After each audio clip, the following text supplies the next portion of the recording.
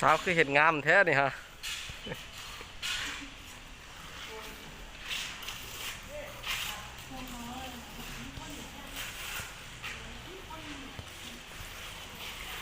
ได้มือเท่าไรผู้สาวเห็นเลยฮะมือละ100เก่งเนาะ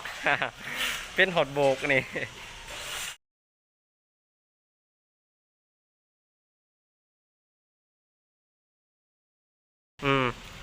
ถ่ายรูปงามๆหน่อยเด้อ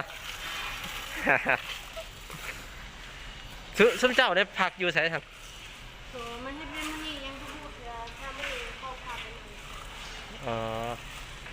เขาจะอยู่ก็เป็นคนแต่ว่าเข้าบ่ให้นี่มันจะเป็นนี่นาสิพักอยู่โมเต็นเนาะท่านเนาะเขาบอกว่าเขาเรื่องเราเรื่องกินแล้วเขาอยู่นี่แต่ก่อนที่เจ้าเฮ็ดอยู่ไหนบ่อยู่คาสิโนบ่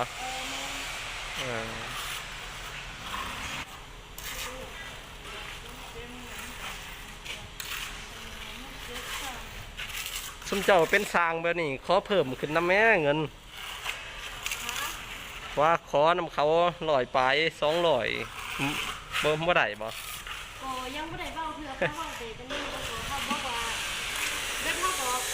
แต่ก่อนเขาอยู่คุณเขาก็สั่งให้เราเขาบอกว่ามื้อนึงเลยสั่งได้บ่เขาก็บอกว่าบ่ได้แต่ว่าเขาก็เป็นเด็กที่เขาก็เคยเฮ็ดแล้วเขาก็ให้นอนให้กินแล้วก็มื้อละ100นะคะว่า